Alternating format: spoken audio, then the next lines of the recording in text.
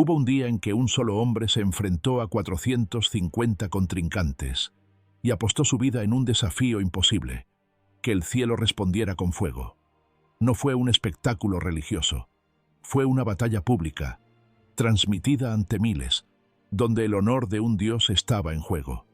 Mientras el sol caía sobre el monte Carmelo, los gritos, la duda y el miedo se mezclaban en el aire, y todo dependía de si el fuego caería.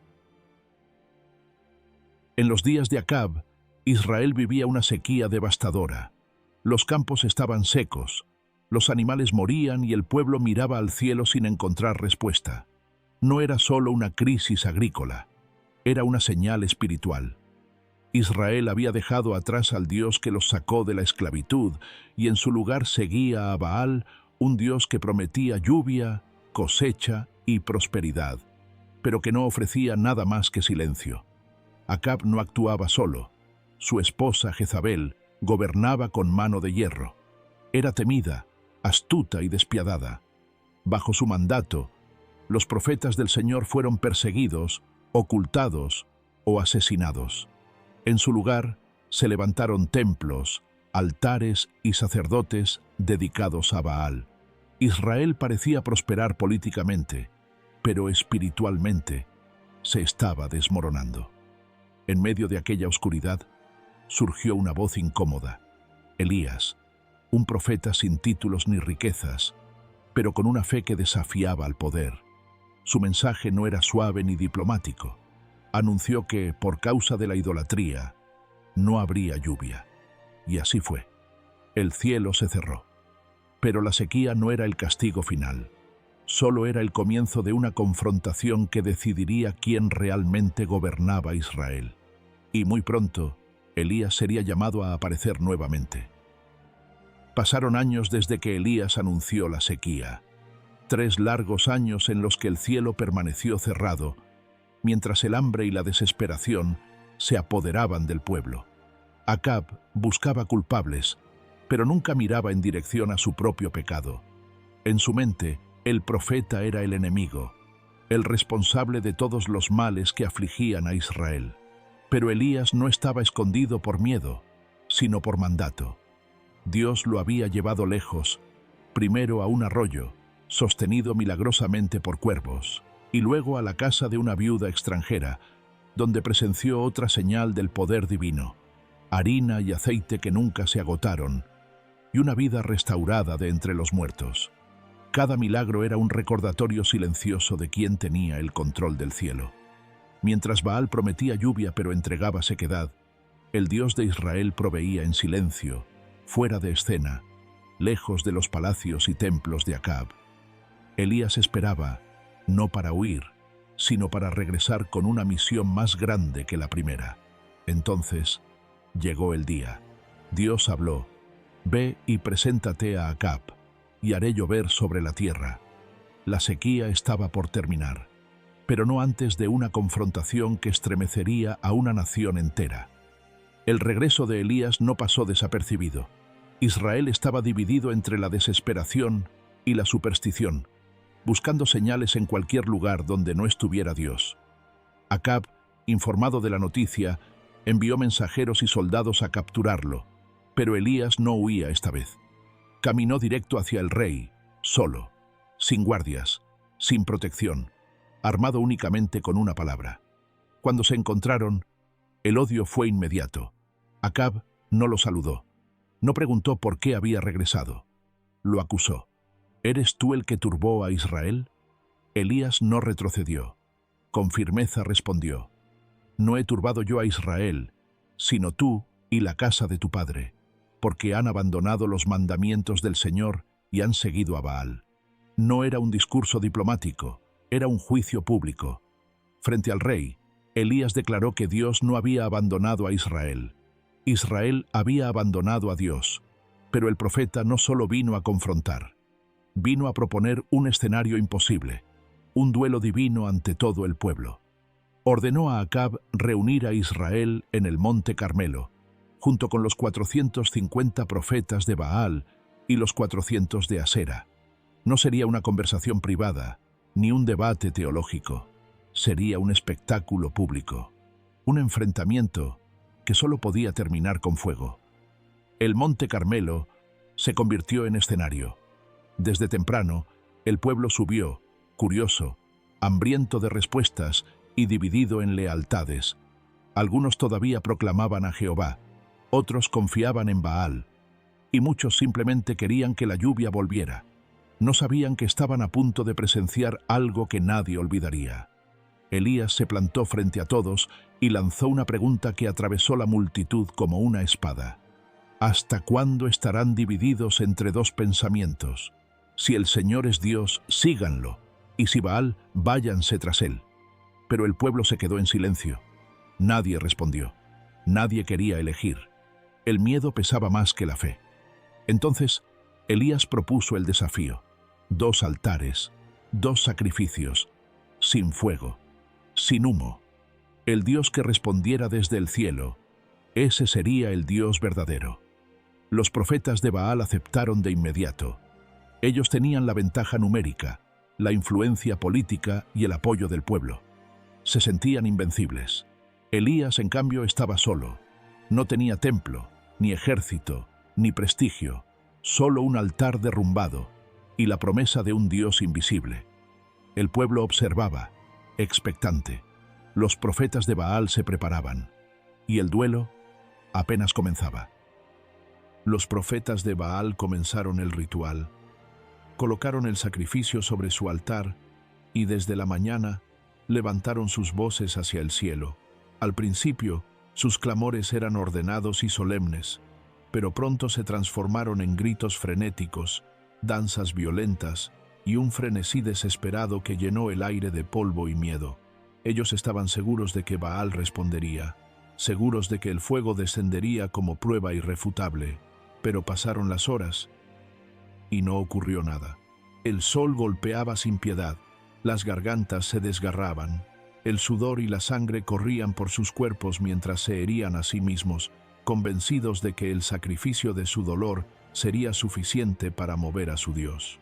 Elías los observaba en silencio hasta que rompió la tensión con palabras que cortaron más que los cuchillos. Griten más fuerte. Quizás su Dios está dormido o está de viaje. La burla no solo fue provocación, fue diagnóstico. Todo el esfuerzo humano, todo el fervor, toda la violencia, no podían hacer que un Dios mudo hablara. El día avanzaba y el altar seguía intacto. El pueblo miraba con creciente inquietud. La pregunta inevitable flotaba en el aire. Si Baal no respondía, ¿quién lo haría? Cuando llegó el momento de Elías, el ambiente estaba cargado de tensión. El pueblo, agotado por horas de gritos inútiles, miraba hacia él con mezcla de expectativa y escepticismo. El profeta no comenzó con un espectáculo, comenzó con restauración. Se acercó al altar del Señor, derribado y olvidado, y lo reconstruyó piedra por piedra, 12 piedras, representando a las tribus que habían sido llamadas por Dios, ahora dispersas y confundidas. Cada piedra era una declaración. Israel había olvidado, pero Dios no. Luego colocó la leña, el sacrificio, y, cuando parecía estar listo, hizo algo impensable. Ordenó que empaparan todo con agua, no una, sino 3 veces, hasta que el líquido llenó una zanja alrededor. En un país sediento, Elías usó agua como si fuera abundante. Fue un acto absurdo, a menos que alguien pudiera quemarlo. El altar goteaba, la leña estaba empapada, y cualquier chispa humana era imposible. De repente, todos entendieron. Elías no quería ventaja, quería que fuera innegable. Si algo ardía aquí, tendría que venir del cielo. El pueblo contuvo la respiración. No sabían que estaban a segundos de ver lo imposible. El silencio cayó sobre el Monte Carmelo. No había música, ni danza, ni gritos, solo un altar empapado y un profeta con las manos levantadas. Elías no elevó un discurso largo ni una plegaria dramática. Habló con la confianza de quien conoce al Dios que responde: Señor, Dios de Abraham, de Isaac y de Israel, haz saber hoy que tú eres Dios en Israel, y que yo soy tu siervo, que he hecho todas estas cosas por tu palabra. No pidió fuego por orgullo, ni victoria para hacerse famoso. Pidió que un pueblo extraviado volviera a ver, aunque fuera por un instante, la gloria que había olvidado. Respóndeme, Señor, respóndeme, para que este pueblo sepa que tú, oh Señor, eres Dios, y que vuelves su corazón a ti. No hubo eco, no hubo viento, solo una espera suspendida, tan pesada, que el más mínimo sonido habría parecido un trueno. Los ojos del pueblo estaban fijos en el cielo. Los sacerdotes de Baal, exhaustos, observaban con incredulidad.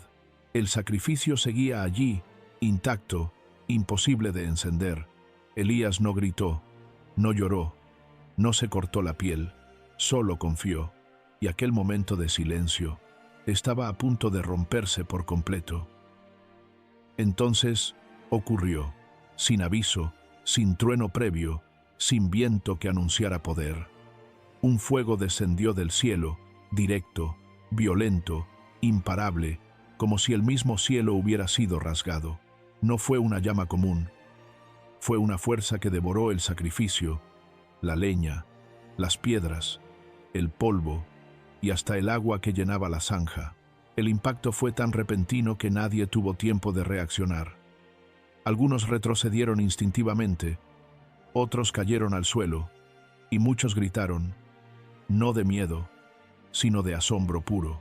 Por un instante, el monte Carmelo quedó iluminado como si el sol hubiese sido encendido nuevamente, pero con un fuego que no daba vida, sino que revelaba verdad. Los profetas de Baal quedaron paralizados. Todo su esfuerzo, sus gritos, su sangre, quedaron expuestos como vacío. No había argumento. No había poder humano que pudiera competir con aquel instante. Y el pueblo, estremecido hasta el alma, repitió a gritos una y otra vez: «El Señor es Dios. El Señor es Dios». Era más que una declaración. Era un retorno, una rendición colectiva ante algo incontestable. Pero esa revelación no fue el final, porque después del fuego vendría el juicio. El fuego había hablado, pero la historia no terminó con un milagro. Elías dio una orden que cayó como sentencia: prendan a los profetas de Baal. El pueblo, que minutos antes dudaba, ahora actuó con determinación. Los sacerdotes que se burlaron, gritaron y prometieron poder, fueron llevados al arroyo de Sisón, donde se ejecutó un juicio que ya no pudo ser detenido. No fue venganza personal. Fue la consecuencia de años de corrupción espiritual que habían arrastrado a toda una nación a la ruina. Pero, aún con el fuego consumiendo todo rastro de duda, el cielo seguía cerrado. No había nubes, no había brisa, solo el eco de una victoria. Elías subió a la cima del Carmelo, se inclinó hasta el suelo y oró nuevamente. Esta vez no pidió juicio, pidió misericordia. Un sirviente corrió una vez, 2 veces, 7 veces, buscando una señal en el horizonte, y finalmente vio algo diminuto, una nube del tamaño de una mano. Lo que había comenzado con sequía terminó con torrentes.